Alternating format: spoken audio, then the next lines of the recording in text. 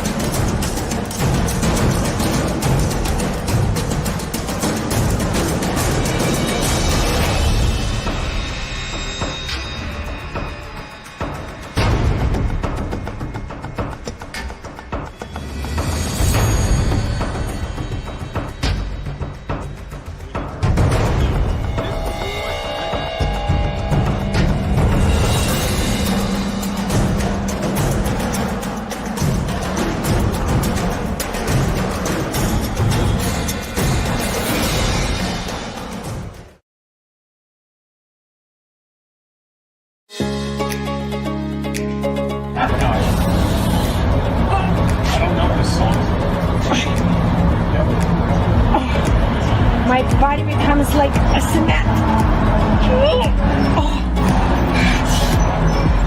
Oh my God. That was the better one. Okay. Oh my God.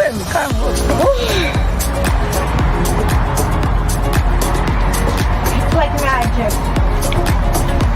Literally like magic.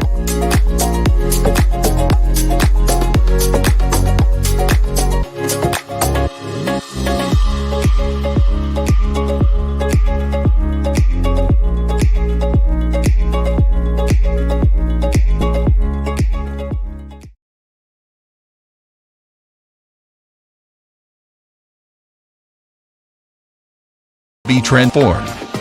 Join us online on July 22nd and 23rd, 2022 at the Celebrate You Virtual Women's Conference. This is where you will expand your faith, your family, and your finances. Get strategies and inspiration from Lawana Bradford, Dr. Duran Shea, Barbara Beckley, Shay Brown,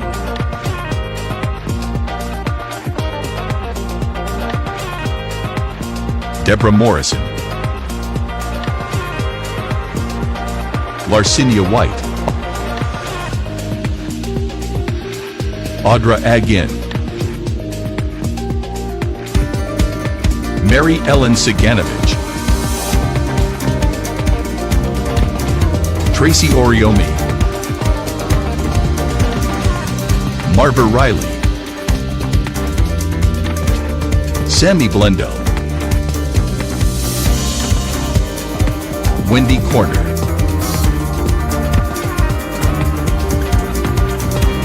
Jacqueline Lulu Brown,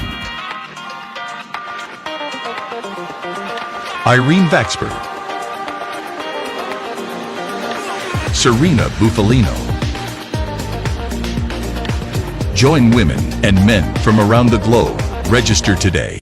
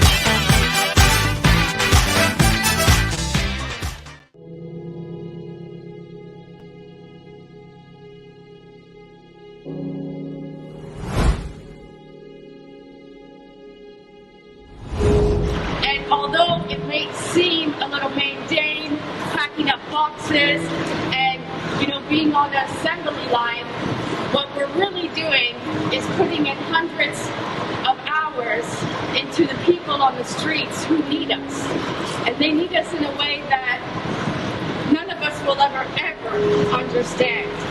And for the last couple of weeks, I've been on the grounds every day.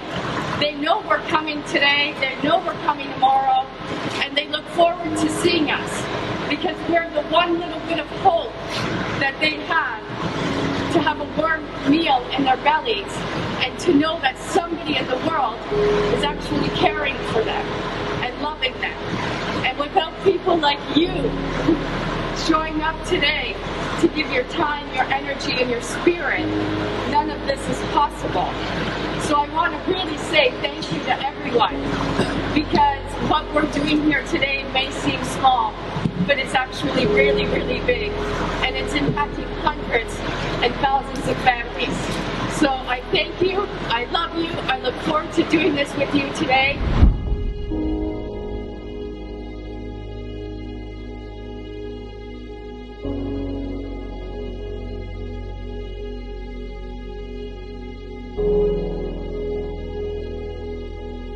My name is Serena Buffalino, and I am the founder of Help Heal Humanity.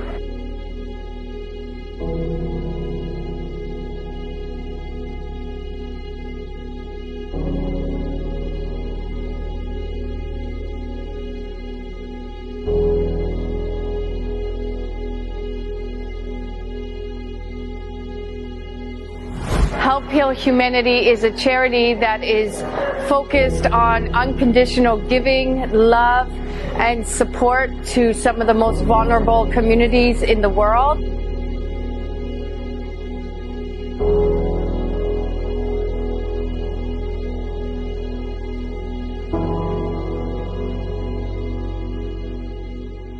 When you do nothing, nothing happens. Best time to take action is now. This is the time to work on you and your business. So I've created a group, an online academy for professionals and entrepreneurs. Power Partners will help you to start helping yourself. Helped me change my life and my business. Not a Toastmasters, it's not a BNI, it's not any of these, but it is. So it's all this stuff in one place. Get the results that you deserve right now. So what are you waiting for? Let's make it happen. See you in Power Partners. Today, over 1 billion children in the world live in poverty. At Help Heal Humanity, our goal is to connect children in need with people like you who want to make a difference. Our student sponsorship program helps provide children with the necessities for a healthy and successful start to life. When you sponsor a student, you're not only giving them the gift of education, you're giving them the best chance for a brighter future. 100% of your donation supports the tuition fees, uniforms, textbook, and school supplies needed to thrive in a safe and healthy learning environment. Sponsor a student now and be the catalyst for their brighter future.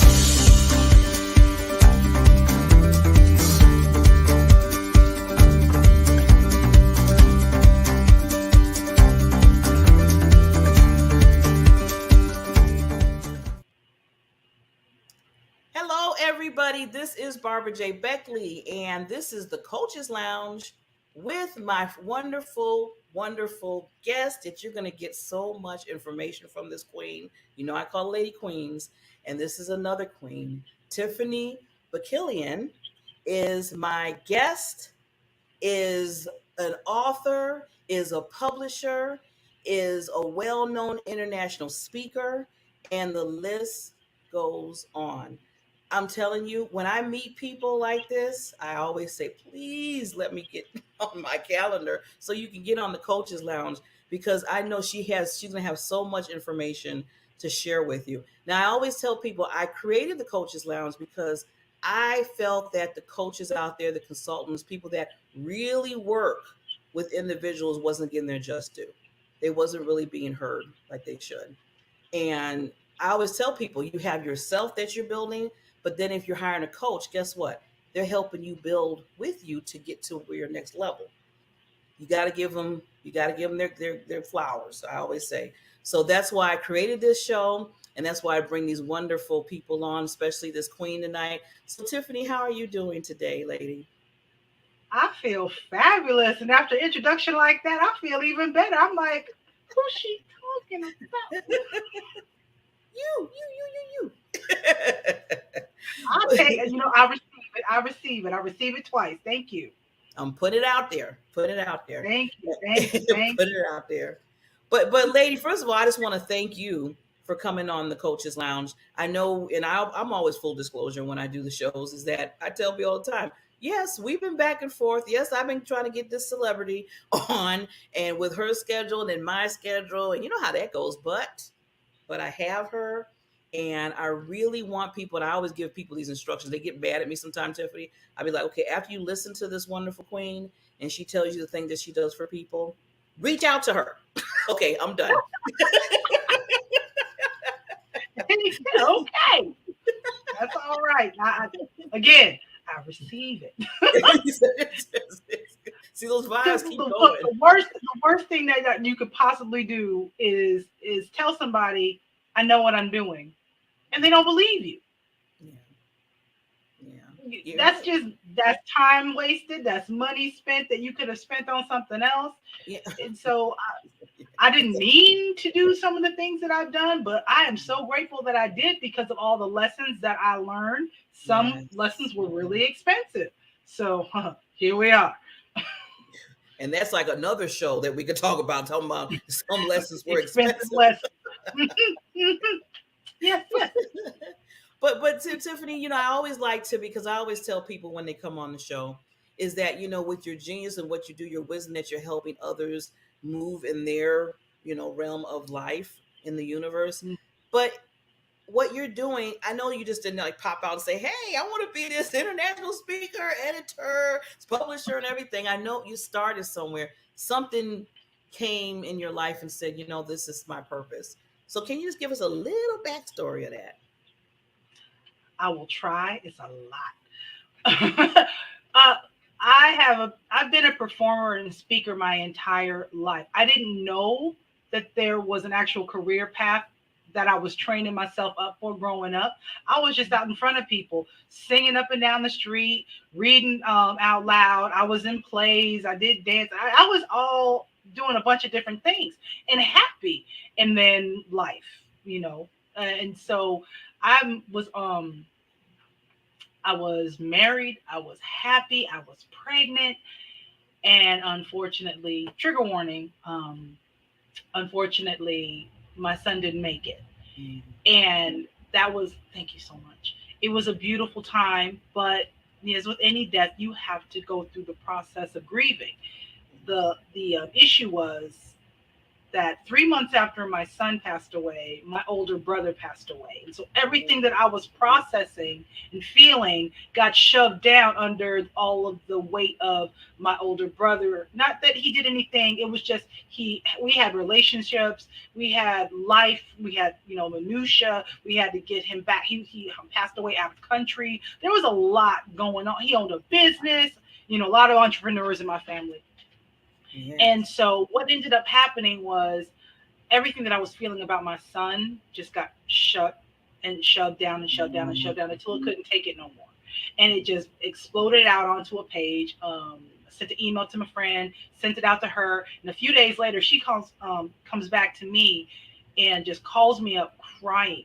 And I think all she got out for the first 5 minutes was, I read your email. Wow. And because she started crying, I was able to just take it in and say, I feel this. Yes. And because it got that ball rolling again and feeling again, but it was also the creative, because I've always been creative. Mm-hmm. It also reconnected me to that. So I learned, that some silences are cancer. They're cancerous. They're absolutely cancerous.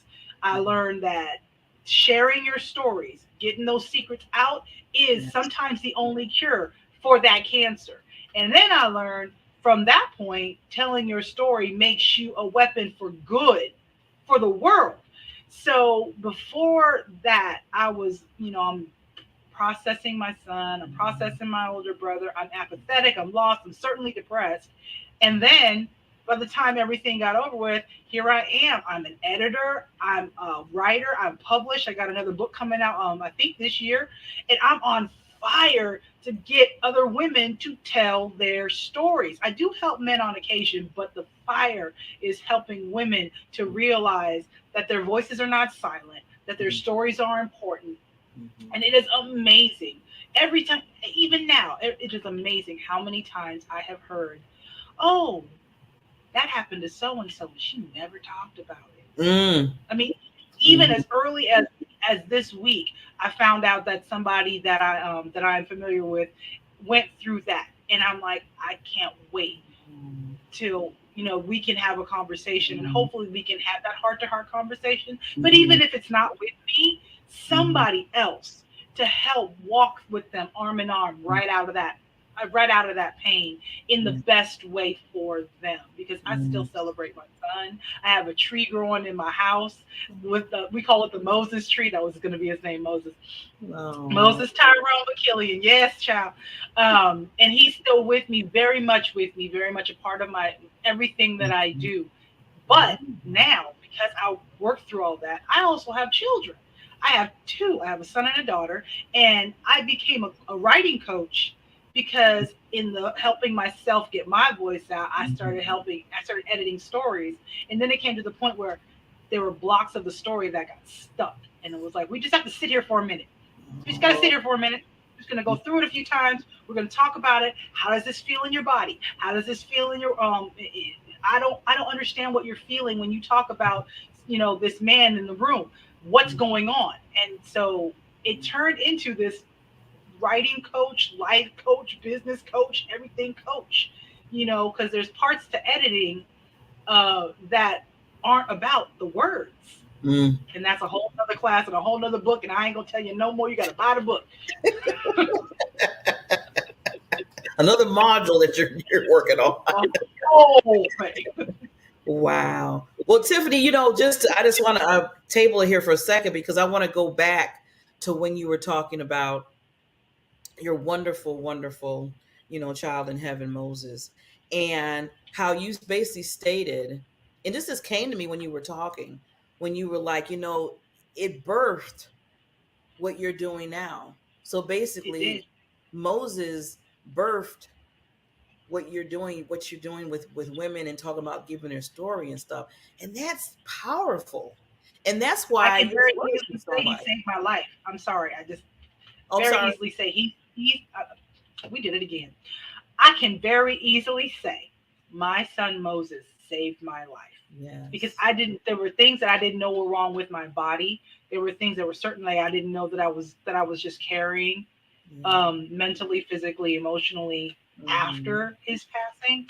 And he's a part of every single thing that I do as far as the writing and the editing, and even now the speaking, because now I get to celebrate him. Whereas before, every single time I bring up Moses, the people who knew I was pregnant were like, okay, yeah. But most of the people, it was always Moses, no, Andrew. My older brother's name is Andrew. Oh. And it wasn't no Andrew, it was just Andrew's life. So, he was in his 40s. He had relationships all over the world. I mean, there's a lot to that. And my mom's going to write that story. And I said, Mom, I love you, but I cannot edit you. You're my mom. It comes with some stuff. I will find that. You might have to bring us some other troops for that one. Yes. We'll go. I'm too close to it. I'm absolutely too close to the story. Yeah. And sometimes it works. If you're too close to that project, you have to say, okay, just to make sure it's going to be right, the way that, she wants it and you want it. But but I was it. And then this is okay. Let me step back, because everything you were saying was like, ooh, so good. Now, thank you. the stories. I mean, this is what I believe. See, you and I, that's why we connect so much with this, because I believe in my whole heart and soul, like you said, your stories. I always say the stories are your stepping stones to your strength in life, because what you go through, be it bad or good. I mean, usually people Say tend to that go through. again, man. Yeah, but yeah, I would say they're stepping stones of strength. And like you said, Tiffany, it's not like you want to do. I always say it's not you want to tell the story. You have to. It's like a must, Mm-hmm. because how many people you're healing through your story, through Moses, the king, Say called the king. that. You have to. It's like you have to, even when you're not feeling it. Even when you're like, even when it's like the days are going, certain days, you're like, no, I have to do this, because this is Yeah. a mission for you. This is like that, Yeah. Yeah. Yeah. I absolutely agree. I think it is. I don't just think it's important. I think it is vital. I mean, air you breathe vital, that as you breathe in life, you breathe out story. And to me, whenever you tell a story, the person you tell and you both experience the divine for a half a second, or for however long that space is. You guys are sharing something really important and really beautiful. And if they're able to completely connect and continue along the path with you throughout the story, well, that's where bestsellers are made. And I don't mean bestsellers that just make a bunch of money. I mean bestsellers to the tune of, Make a you know, change. making history, changing history, because this story was told. And it could be something as simple as Strange Fruit. You know the song Strange Fruit, right? Yes, yeah. It wasn't written by Billie Holiday, but it was sung by Billie Holiday. And it became a whole thing. And if you watch some of the movies about her, or watch some of the documentaries about her, you understand that just to sing that song, it came with some stuff. It is heavy in a way that not every song is. Even, it's a whole political thing. But the point I'm trying to get at is, if you look at the story of the song, not even Billie Holiday, just the story of the song and what the song did as a story, that thing, it's ridiculously powerful. And I'm proud to say that I have sung it. I'm proud to say that I will sing it until I'm unable to sing it. It is a beautiful, it's just a little, it's a mini story of stories, because that's what we do. The songs are stories. And if the song ain't a story, it most likely is just a bop and beat. And ain't nothing wrong with that either. It's like, yeah. It's just, yeah, nothing wrong with that. Everybody, I'm not mad at it, but the ones that tell the story, them, yeah. Now another. Okay, so now that we heard your backstory, which is so powerful, and you basically said, okay, and see, you led by example. This is what you did.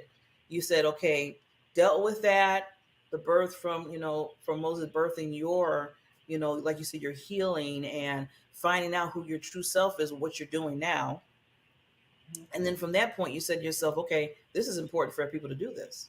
So once you did that part, now you're here, this editor, this publisher, this coach. I feel like you're like the birthing mother of other people's stories.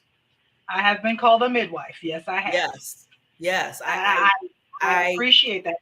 I could. It was just in my mind. I was like, she's a midwife for other people's story. You help birth them out. So with that, Tiffany, I know that you probably come across a lot of different. Yeah. I have done children's books. I've done nonfiction manuals, memoirs, things like that. The most recent book, okay, it's not the most recent book, because some of them, it's like one day and there was another day. But one of the more recent books that I helped bring to fruition was called Dear Voice, Speak. And I got to make sure to tell my girl to watch this show. She wrote a children's book because she loved her grandbaby so much. But she felt, it was bubbling up, the story that she had to tell, which was her own story. and it was about some pretty heavy, dark stuff. And it was about, and I truly believe before the book came out, she reclaimed her voice, but it was because she reclaimed her voice, she could write the book to set others free. Because not everybody has this. I mean, I have a poem that I put actually in the book that birthed out of me because of my son and my brother's passing, called "Ugly Draws, Pretty Panties." But because that's the poem in the book, "Ugly Draws, Pretty Panties." That's my family, about the duality of it all. But she, you know, I talk about the ones who are, you know, you are called to tell your story for the voiceless ones who can't, and for the terrified ones who won't. And Whoa, whoa. We got to step back on that one. You got to repeat that, Queen, and slow it down just a little bit, because that was some meat. It was some meat. Please repeat that. Hold on, let me get the book. You making me work here. I want to make sure I remember everything. It was just too good to pass like that. You just don't just do it like that. Yes, ma'am. Yes, ma'am. I got to make sure I get the words right. I'm pretty sure I said it right. Well, you see me, I'm already flipping over what you just said. So okay, I'm gonna read it to you. You ready? Yes, I am. It's beautiful. It's called "Tell Your Story."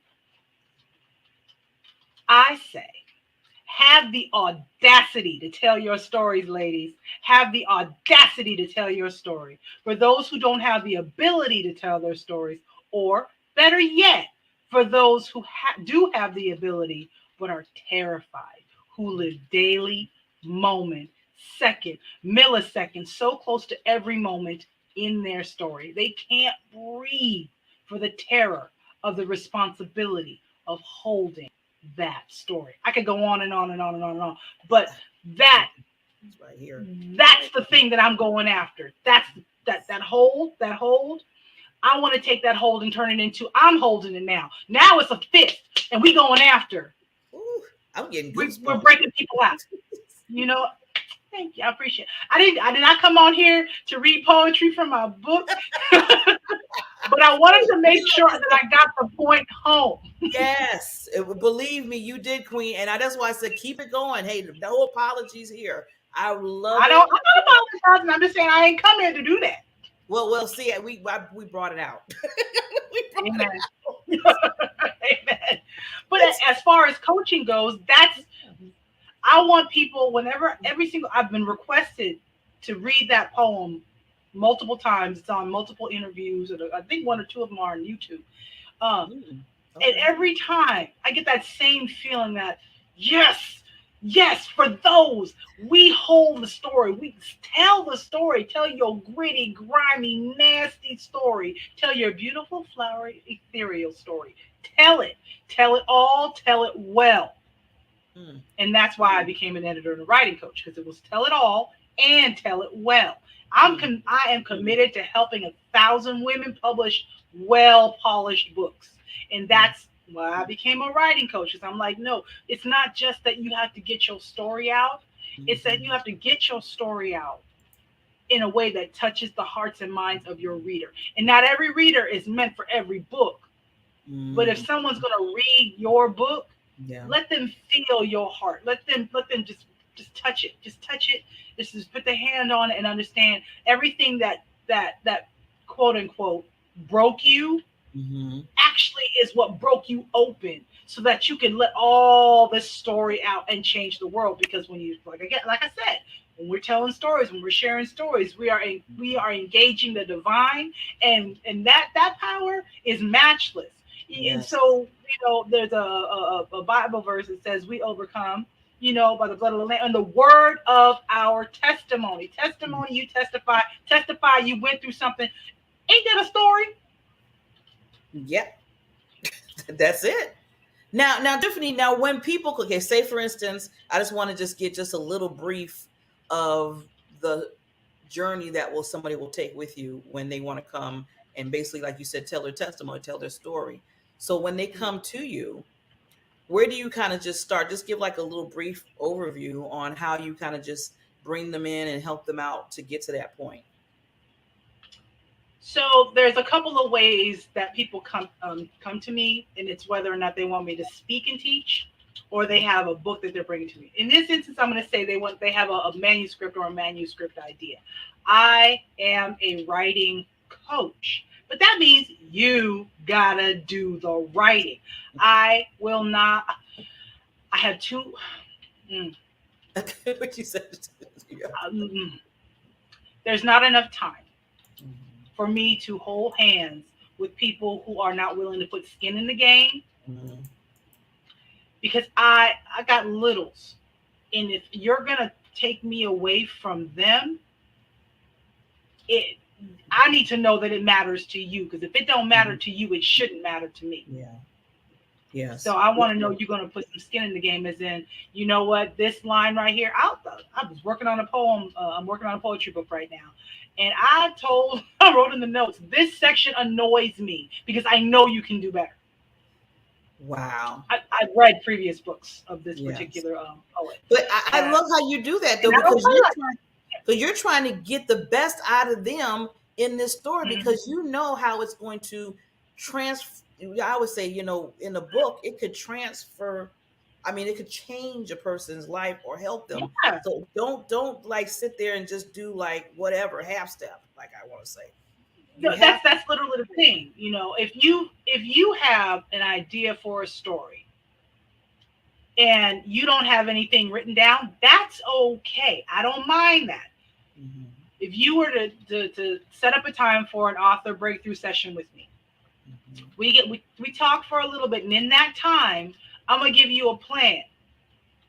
I'm gonna give you a plan to work your work, and I'm gonna give you, I think it's 2 weeks to a month, depending on what you bring me. And if I see that you're willing, if I see that you're teachable, then there's a whole lot more that I'm happy to give you. I created the manuscript to market process because I'm like, okay, if you got the manuscript done and you are ready to go, but you don't know what to do, and you're not trying to spend the months, possibly years it will take to get an agent. Now, that's not to say that some people don't skyrocket right through the door. If you want to get it done, I did this book. I'm pulling out examples, y'all. Pay attention, class is in session. I did this book. Let me hold it up so you can see it, baby. Okay. See this title? This title's crazy. I need to stay faithful. But I did this book at my last manuscript to market. It took 1 month. Concept to book in hand. I showed them the proof in my hand. Sorry, it's messing with me. Wow. See? In less than a month, because I was not playing around, and I gave them links for where to go to get the stuff that they needed. I'm about to do the exact same thing again coming up with this in the coming months, but I'm going to do the course repeatedly so that I can take small cohorts. I don't know if cohort's the word I want to use yet, but small groups of people through from manuscript, which means the manuscript got to be done to market, so that you have a proof in your hand. And if you decide to publish from there, great. I have had many of people come to me so just to get their book to the proof part so that they can take it and make it into beta reader copies. And if you don't know what a beta reader is, sign up for my mailing list and you'll get information on that. They get beta reader copies out to their beta readers. The beta readers will read the proof, and they'll just go in here and they will write in the proof. I know you're supposed to write on books. Every book wants to be written in. That's why it's a book. But they do that, and then they give the copy back, and then you, writer, can go through, make those changes, make those notes, do the things you need to do. And then when you get your book professionally edited, every manuscript needs a professional editor. And I would dare to say, budget willing, you need at least 2. There are 5 types of editing, and a lot of editors do multiple types together, which is a great thing. But there are 5 types. You need the developmental, which is the first and biggest. You need the mechanical, which is sentence structure, misspellings, misperiods, spaces, and things like that. And there's the ones that are in between. But you need both. And you can call it different things, call it copy edit, call it line edit, but you need the structure, because if your structure ain't right, it's going to fall apart. And then you're going to end up having to have coaching, which is going to spend money that you may or may not plan to spend. You need that.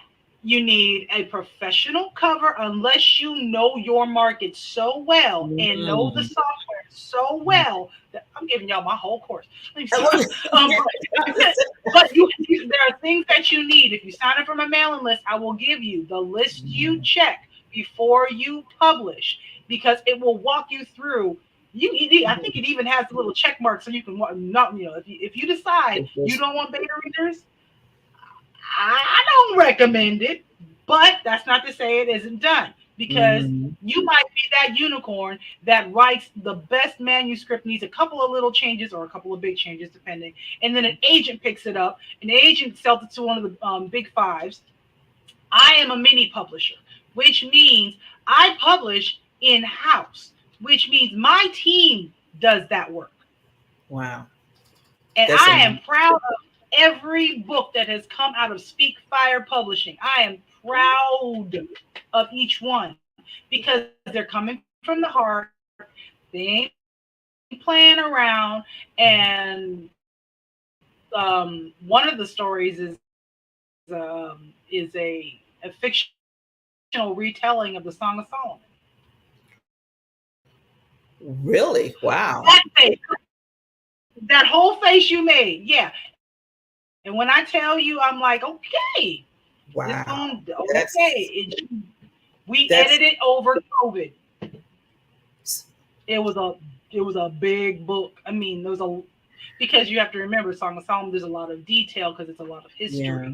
It's a lot. Then there was, so I was like, wow. Yeah. Oh, and I'm proud of that stuff. I had another one is a pastor. What is the name of his book? It's about obedience, and it's just. But these are things that when you understand, he did his own cover, but he needed interior format. There's a whole thing with interior format, and then there's style guides, and then there's this, and then there's that. There's a lot to it, but there's a lot of stuff that you can have someone else do. There's a lot of templates that are already out there that'll save you time and money. And if you are teachable, you can learn how to do this yourself and start flipping the gift. See now that last part, I like how you said start flipping the gift. And that's what, that's what you do. I mean, you just gave so much. See, that's why people need to read. I get excited. That's when okay, this is a prime example when I tell people about a person's purpose, passion, and drive, what I talk about. You just heard it right out of Tiffany. You see the passion in her. You see that purpose she has. And that drive is just... Look, I read you. I performed for you. I taught you. You read to me. You gave me the... I was Look. I will pull one out, but I'm afraid to fall over. I got flowers for you. We're here. And what are we here to do? Sit here and live. And no, we got stuff to do. And yes, we do. In the telling of the story, we figure out who we are, and if we are and how we are the same or different from somebody else. And it's in that learning we start building those bridges. We make the neurons start to fire at one another. We're healing each other. Didn't even realize we were healing each other. All of a sudden, all of this growth and vivacity and energy is coming out. I'm here for it. I am absolutely here for it. Sorry, then I just got on my soapbox. Well, okay, I need you to save up just a little more of all that good, wonderful wisdom, energy, and knowledge, because what I want to do is I want to give you 30 seconds. I want to take myself down, and I want you to give some lasting, just any kind of gems that you want to leave to the audience, and I'll come back up and we'll close out. I'll be back. All right. Hey, everybody. This is Tiffany Vakilian, Miss Speak Fire herself. I just want you to know that it is absolutely vital that you tell your story, but it's really important that you tell it well. You tell it often. We change the world by the telling of our stories. And if you can do that, you are already on the path to healing and prosperity in a way you weren't even ready for. And I just want to be a part of that if I can. And if this is the way that I do it, then so be it. Come on and join me. You can reach out to me on my website at tiffanyvakilian.com. You can reach out to me at speakfire.today, or you can reach out to me and schedule a one-on-one session at bookwithtiffany.com.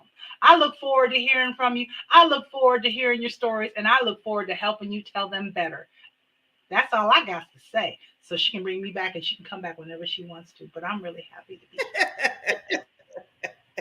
Oh, I could talk to you forever. A few websites, not just my website. I gave a few. Well, just like Miss Tiffany said, that please reach out to this queen.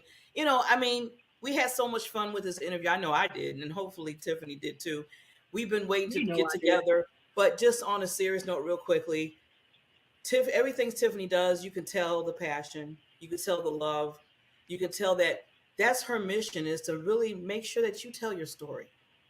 Your story is so important. Me and Tiffany's and we met each other in another coaching group that we're both a part of. Giving shouts to Holly real quick.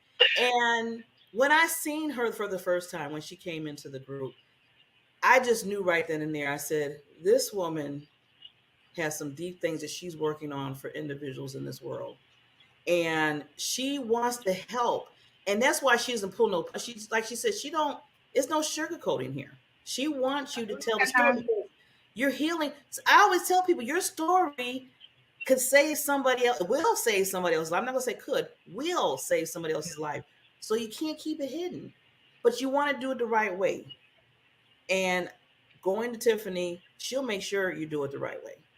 So Tiffany, thank you so much, lady. This has been an honor. I just feel like just royalty is in the house here. Royalty. I'm looking at royalty myself. Come on, girl. You got that little crown. Put that crown. You got that crown now. Remember? Yeah, there you go. There you go. It's right. It looks good. But yeah, Tiffany. So I want to just tell people that, because I'm always telling people. And see, again, going back to the Coaches Lounge, that's why it's so important to have a coach. And I say this all the time.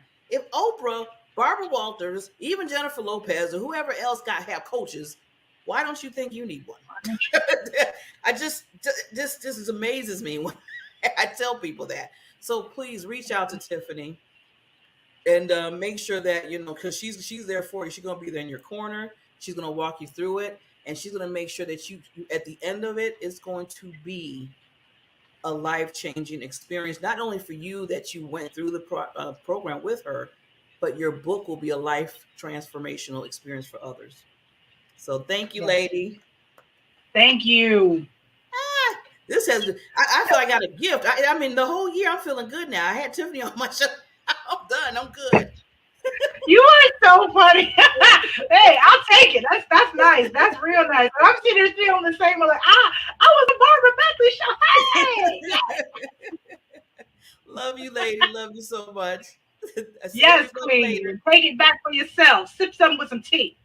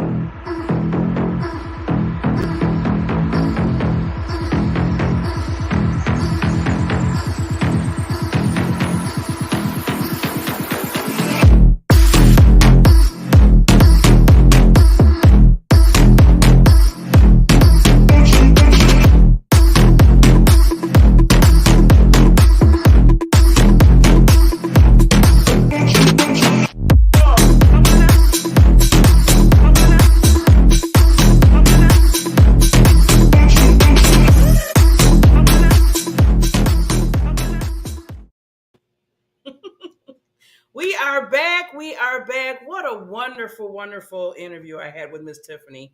I'm telling you, when the queens come in the house, and I always call the ladies that I bring on queens, because I think of them as royalty, because everything that they do in life, and I love the men. I don't want to, don't get me wrong, but I got to bring my queenships on the show because we do a lot. First of all, either way, we give that life. And even if I tell people that with women, we're nurturing. It's just a normal thing for us. I mean, that's just awesome. That's just how we were built as nurturing. So we nurture children, we nurture careers, we nurture companies, we nurture everything. And we nurture men. We have to help them out. So that's why I said is we are queens because no matter what, no matter what's going on in our lives, the lows and valleys and what we deal with, we still push on. And because we know we need to do that because we're nurturing. So that's why a lot of people ask me, you call all the way to queens. You always talk about queens. I said, okay, I should explain myself too much with this because you should know already we're queens. But, that's why we got Webster and that's why we got to define stuff, right? So I'm defining what queens mean considered to women. And I'm talking about all women, all races, all creeds. Okay, let me get that clear too. It's not just a certain category, all women. So clear that up. So now I can bring on my other queen that's coming on named Miss Jen Parker. And when I was reading her bio, and then I was looking at myself, I said, oh my God, I got a celebrity in the building. And I was like, what? I said, it's like the universe is coming to me here. I got all geeky and just, I know I'm like a little kid in a candy store right now. But when I seen, I was like, wait a minute, this is huge. So let me calm down because we got to bring her on because I want you to hear the celebrity in this queen. Jenny Parker has been writing and performing sketch comedy for many, many years and performing improv comedy for even longer. Oh my God! I hope some friends out there that I know is looking at this because I know some people cringe when they hear improv. So you need Jenny Parker. I'm letting you know right now. She contributes various jokes to a company that made greeting cards, some of which were even used. Jenny has helped many sitcom funnier and wrote jokes for 2 video shorts for SNL. Okay, now if you don't know SNL, you're under a rock. Saturday Night Live. Remember that? As a Mish Crisis is her debut novel. She's an author. She's a improv coach. She's a international just gem and queen. And I need to bring her on, but I'll bring her on the right way. We will be right back here because I got to show her in a video. Here we go.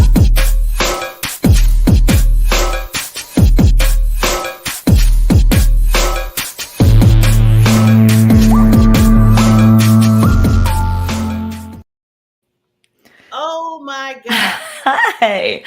Barbara, your intros are like nobody else's. They're amazing. I was just like, wait a minute. You are a gem. I'm so excited to be here. Well, welcome. Wait a minute, I got to do this. Welcome, Queen. Likewise. Thank you. Thank you. You got the crown, you got the robe, yes. Everything. I've got the glitter behind me, if you can see. Oh, yeah. The glitter. I mean, that makes it really pop, As if I planned it. So Jenny, first of all, I got to think, because these interviews, I mean, every time I bring on these queens, my heart fills because I love what you do in the world. Everybody that comes on. So I thank you for taking the time out today and coming on the show. Thank you. I love what you do in the world. I'm so happy to be here. Thank you. This is amazing. Yeah. So this is about you, lady. So I want to start off. And this is a conversation. I always tell people, some interviews like, what's your name? Right. We've all done those. We'll get that. We have fun, right? We have some fun. So I know I always, first of all, improv, because I mentioned that because I know as soon as I read that last week and I was reading your bio and I was like, oh my God, I got to tell some friends of mine to watch this show because some people are terrified. I mean, terrified of improv. Oh, yeah. And I'm like, that is the gem of speaking. Because you never know who you're going to, and I want you to talk more about that, who you're going to run into or you're walking, you say, oh my God, you can't just sit there and be like, you gotta, improv it out. So before you get into that, because I know you can give us some golden nuggets on certain things that you do, but what made you get to the, because I always tell people, it just didn't come like one day like, oh, I want to be this wonderful universe author and improv coach. It started somewhere where you said, I think I want to do this. Yeah, you're so right. I mean, actually, something I talk about in my book, A Midlife Crisis, is that when people are growing up, they don't really have their eye on the prize that they're going to end up having it on, right? Because I personally wanted to be a princess veterinarian, which is not a thing. So instead, I got really into comedy growing up, as many people do. And I remember, Barbara, in college, I was so out of touch with how one could approach getting into comedy. My roommate and I, as a joke, would pick up the phone and call like 1-800 NBC star SNL, or we would just make up a fake phone number to pretend like I was trying to get into comedy. We called the Rainbow Room. I mean, just ridiculous things that would never get you anywhere. And when I moved to Los Angeles, I was in college in Wisconsin, which is funny because I was within striking distance to Chicago, which has a huge comedy scene, but I knew nothing about it. I moved to Los Angeles because I graduated college and my sister lived there. And it wasn't more romantic than that. It's just she had a space in her house. I wanted to be somewhere more lively. I moved. That was it. One of the first people I met, by coincidence, was a teacher at a huge improv studio. And he started talking about his job. And I was like, wait, what? And so I didn't know that these classes existed. So I started taking classes there. And this was in, I want to say 2002. And I've been doing it ever since. Wow. So I got all the way into it right away. And it was absolutely terrifying. So the people you're talking about who are afraid of it, yeah. They It's just, I mean, really scary at first. They like, no. I mean, it's not like, okay, I won't do it. I don't want to. It's like, no, get it away. Right? And there's also all these tropes out there which are accurate about how eye-rolling people can find it when someone wants them to go to their improv shows, at least at first. Because when you first start out, you're probably kind of terrible. That's how everyone is at everything when they first start out. That's the deal. But if you stick with it, if you really have the appetite for it and you stick with it and you learn the basics and you have your own comedic point of view, and hopefully you have coaches that have helped pull your own point of view out of you, it becomes the most magical, addictive thing in the best way possible. Because no one ever died of an improv overdose. Like, it's just, there's no downside. You get past that eye rolling phase with your friends. They realize, hey, you're kind of good at this. It becomes fun. I love how you said nobody really. There's no statistics out there. Yeah, haven't seen them. And if there is, it's like way somewhere in the books. Exactly. But Jenny, I love how, just going back, just pinning back a little bit, how you, and this is what I want the audience to know. See, this is where your goals, your things start when you start acting it out. And that's what you did with your friend. You acted out basically what was going to come into play in your life. So that to me is just such a gem right there, because a lot of times we do things and sometimes we don't even understand why we're doing it. We just do it and be like, you know what? I like this. I like to, because that's really getting you in back of your mind. You don't even know yet sometimes. It's your road, your journey to where you're probably going to go. So, 100%. And I think, to kind of piggyback on that, sometimes I feel like we as people are waiting for this spark to hit us, or this magical feeling of like, oh, once this happens, I'll start taking action in life. And sometimes it doesn't go that way. You just have to start sludging through it, and it sucks for a while. And then after a while, it catches on, and suddenly you're in a new place. And I think the same thing can happen in improv. When you start, it can be rough, but keep going. Yes. Thank you for bringing that up, Jen, because you're right. It's not, I mean, you know, what's the old saying is, if it was so easy, everybody would be doing it. Right. So, so you're going to go through that. And then sometimes some probably people are going to hit me for this later. Sometimes you go through the low valleys of life because it teaches you the lessons and moves you to the next level in your life. And that's what I always tell people. Totally. And actually, that's basically the main theme. We didn't even mean for us to get here, and this happens to be the main theme of the book I wrote, A Midlife Crisis. It's just like the idea that I really wanted to get my own comedic point of view out in the world, right? And I think every single person has some nuggets of brilliance that they can share with the world. All of us. I have no more than anyone else. I wanted to get mine out there. And to me, the idea was break the idea of a fairy tale. There's no beautiful, perfect ending. And I know this has been said before, but I think that has to do with the beginning of stories too. I think in movies, we see things like, oh, this protagonist finds himself at rock bottom, like a really profound rock bottom. And so they hike the Appalachian Trail or they go to Europe for 3 months. And I'm like, I'm sorry, who in real life has the capacity and the ability to do that? This is not a thing. This is a 1%ers thing, maybe. It's not a thing for most of us. It can also just be things are kind of crap, just in a regular way. Maybe you're not at rock bottom from a heroin addiction. Maybe you look like crap and you ran into an ex and you feel not great about it. And maybe your own journey is local and it's just getting yourself out of your funk. And it works. And you don't have a fairy tale ending, but you can have a good ending. And that's pretty great.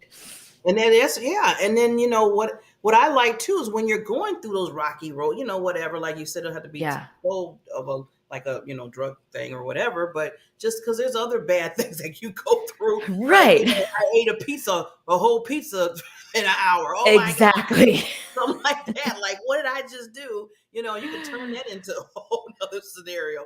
But you learn from you grow. But the thing is, people are learning from you. The things I always tell people when I'm speaking on stage, Jenny, the first thing I say, you know what? I'm not going to point out anybody because I don't want nobody attacking me saying, you're talking about me. You don't know me. But I know me. So I'll tell you the things to learn not to do from Barbara.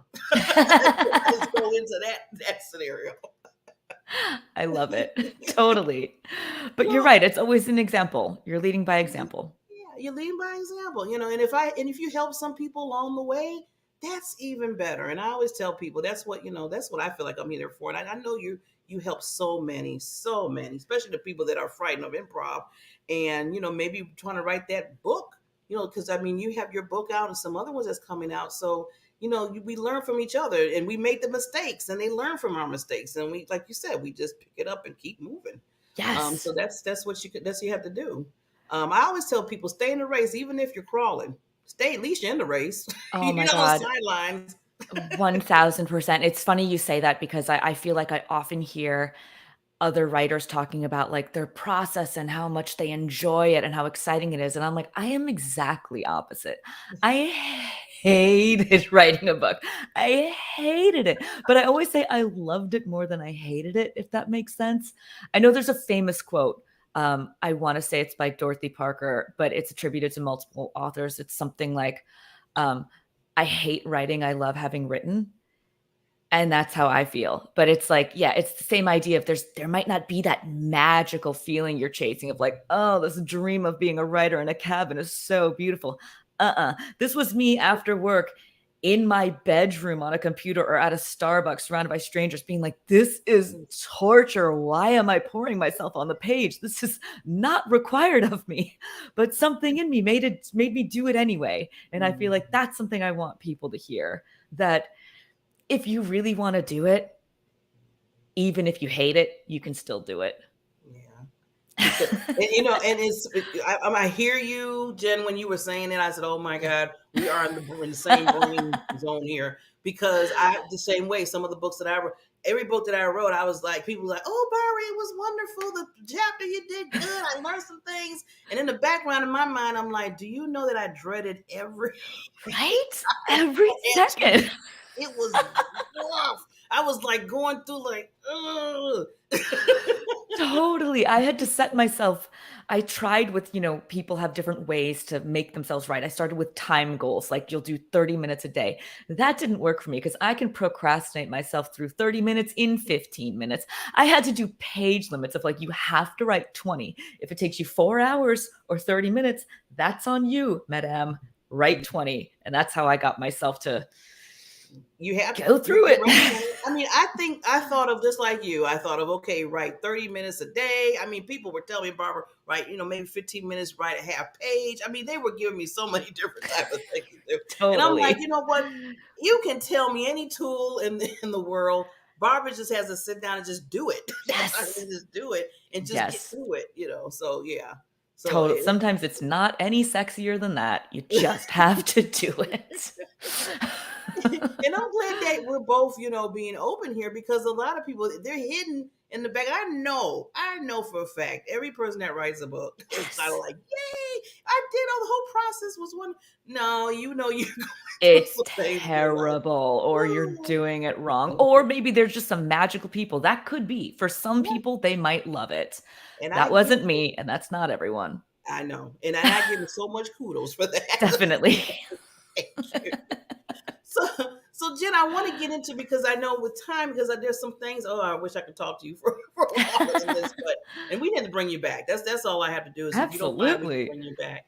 But I want to just get a little bit, because what's exciting too is that through your journey, SNL. Yeah, true. I mean, it is uncredited, but it is true. I've been in so many theaters throughout my 20 plus years improvising and doing sketch. I've had the pleasure to meet a lot of people who have done a lot of things. And one of those people, he got a contract with SNL. He had been a writer there for years, and he got a contract to do some video shorts. And I was blessed enough to be, he wrote it. It was absolutely his baby. I was blessed enough to be one of the people consulted in the room at an improv theater to help punch it up. And that means, for people not in the industry, that means take the jokes and offer pitches on the jokes to try to improve them. And punch up is a whole job by itself in sitcoms. And I got to write punch up on these scripts, it felt like a dream come true. Wow. It was a dream come true. And I that's an honor for you. I know you were like, wow. Now, let's go back to the punch it up thing. I love that. So, because I love, that's one of the biggest things. I love comedians. I just love comedies and stuff. So you're in my wheelhouse when you talk about that, and you're just a guru for that. And I always ask myself, when the comedians, if it's stand up or if they're in a movie, do they I know sometimes they say, oh, I wrote all my, jokes and stuff. But then I found out sometimes, not saying they're lying, but sometimes they have all, like you and a whole bunch of other people punching it up. So does that usually happen, or they just kind of just on their own and they just really do their own, From everything I've seen, when people are starting out and building up that fan base, they're doing it by themselves, unless they have crazy money that I can't relate to. Then when you get so big, I think you have to have a team. I'm sure there are some names out there who prefer to do it on their own, but you don't have the time to do it. It's like when you see a TV show and it says that the writer is, say, Seth MacFarlane. Absolutely. He's the top person. He does not have time to write every episode of show. He's got a team that are trying to write to his comedic point of view, and he's the person who approves it. That's usually how it goes when someone gets really big. Yeah, because I was wondering, because I'm just thinking, like you said, Seth and a lot of other people, I'm thinking, my mind just went blank. But well, it's just, you only have so many hours in a day, right? You can't meet all these obligations if you're literally doing everything yourself. But I think that they do still oversee it and make sure that it is in line with where they're trying to go comedically. Yeah. And now when you come into play, like you said, but going back to, I like that word, punching it up. Punch it up. So do you just take, a joke? I mean, I just want to hear just a little of the process. Do you take that first joke that they have and kind of add some flavor to it? Is that what you do? Yeah, you take, I'll put this through a slightly different filter, something I've done much more. I have done punch up, but what I've done much more of is writing jokes for things like T-shirts and mugs. And it's this very similar process, because what you're given is a topic and a direction. Like, for example, we want to write jokes irreverent jokes for mugs about coffee, whatever. Now, that in and of itself is a concept, but not particularly funny. So you end up writing the joke and you end up punching up your own. I don't know that I'm going to be able to come up with a gem of a genius joke right now. But, we've all seen the but first coffee, not particularly hilarious anymore, but when it first came out, probably made people smile. You could take something like that and punch it up by, oh God, I'm really going to dig myself into a hole trying to do this live. The idea is, yes, you take a joke that already exists and you give a new spin on it. So now we know we're talking of coffee's the first thing that happens. What happens next? So maybe after but first coffee becomes a thing, you have a new mug that says, but second, more coffee. Not funny, but that's kind of how you do it. And you start from there and you just do a whole bunch of like, what if it's this take on but first coffee until you find something that you find is either truly funny or truly meets the ask. Sometimes the ask isn't for a laugh out loud joke. That's kind of, I like the process because it sometimes sounds like, the marketing process too. So it's kind of marketing fit with the comedian part of it. And that's you're working with the whole thing all at the same time. You're trying to see what different aspects would work. So I like how that process goes. Now with the improv part, just to go a little bit into that, what would you like give the audience, like just a little, just a lesson, like, okay, because like I said, a lot of people out there scared about it. So what would you kind of give them to say, you know what, this is what you do and it's not that as bad as you think it is? Yes. I mean, as you alluded to earlier, improv is quite literally just speaking. You really can't do it wrong. When you go into improv classes, you learn what we call high percentage choices, and there are some basic rules to improv. The biggest one that everyone knows is yes and, meaning when someone says something to you, you agree with it and add to it rather than saying, no, you're crazy, here's my idea. It's a collaborative process. It is a team sport, and you can't get it wrong. That's what I try to drill the most when I teach people improv. It's a team sport. You're not up there alone. You can't get it wrong. And your best friend, and it takes a while to get there, your best friend in improv is getting out of your own way and saying things that you had no idea you were going to say. And now you've got something you've got to deal with in the scene. Yes, I think that is the wonderful, wonderful definition of that, explaining with the improv, because I think what we see improv, and then all of a sudden you're already getting that, fear. Like improv means I gotta just say whatever, and then think about it on the opposite. Yeah, you say whatever. You're That's what we're doing right now. Thank you. See, there it is. There's an example. Exactly. And improv can help in so many things. I mean, I think of it all the time with respect to job interviews.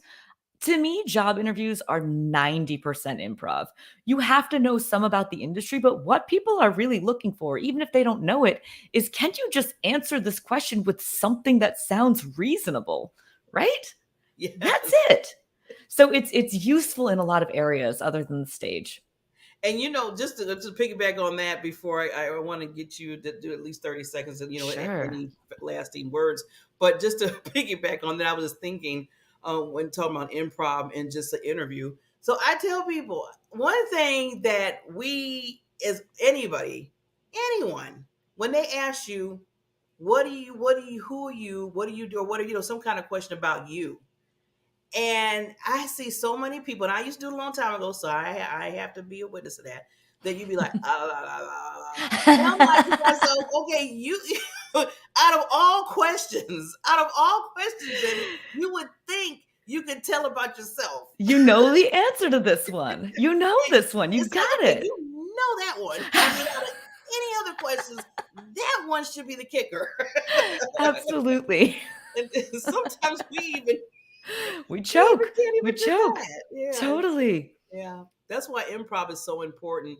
And I like that, this became your livelihood, to help others with that, because it's just needed. It really is. First of all, just to feel comfortable in your own skin and be able just to talk and just to have that, oh, I might do this right or wrong. This might be, see, that's it. I think in my head, it's like you just said, Jenny, earlier, if I just say it's going to be right, I don't know if it's going to be right. It's not going to sound right. It's not going to look right. It's like, okay, see, while you're doing all that, you could be improv-ing that.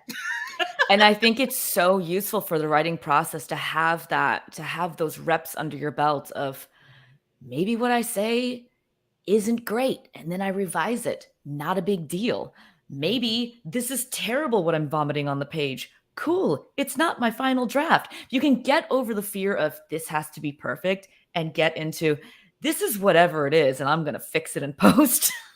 You can get out of your way quite easily. That's why editors make money. Exactly. Exactly. Even in videos, books, whatever.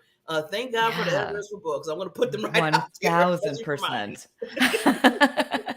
Because it wouldn't be a book if it was out evidence. I'm just bringing it real. Agree. But Jenny, I want to just give you 30 seconds just to give something, just some lasting thoughts for people to think about. And then also about your book, because I really want people to really move towards that as well. So I'm going to take myself down for just 30 minutes. Okay.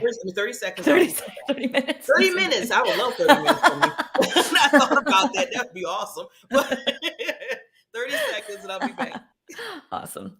I think the biggest gem I could possibly give is there's not going to be a magical moment. There probably isn't. If you have something you want to say and you're terrified of saying it, don't let that fear win. I think people are more afraid of success than they are of failure. We fail every single day.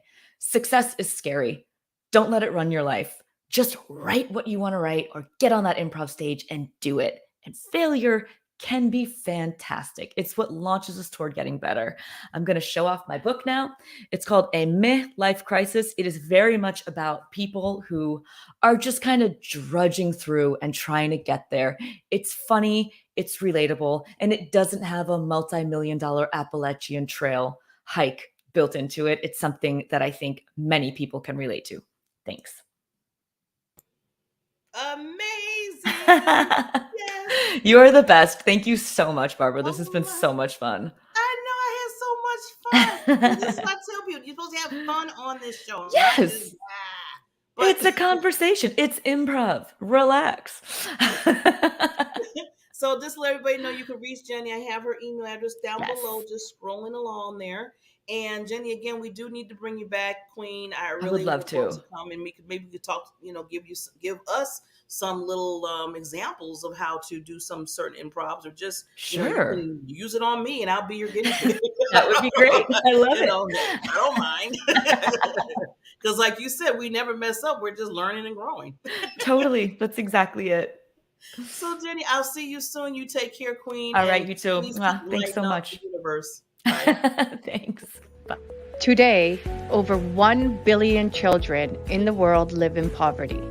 At Help Heal Humanity, our goal is to connect children in need with people like you who want to make a difference. Our student sponsorship program helps provide children with the necessities for a healthy and successful start to life. When you sponsor a student, you're not only giving them the gift of education, you're giving them the best chance for a brighter future. 100% of your donation supports the tuition fees, uniforms, textbook, and school supplies needed to thrive in a safe and healthy learning environment. Sponsor a student now and be the catalyst for their brighter future.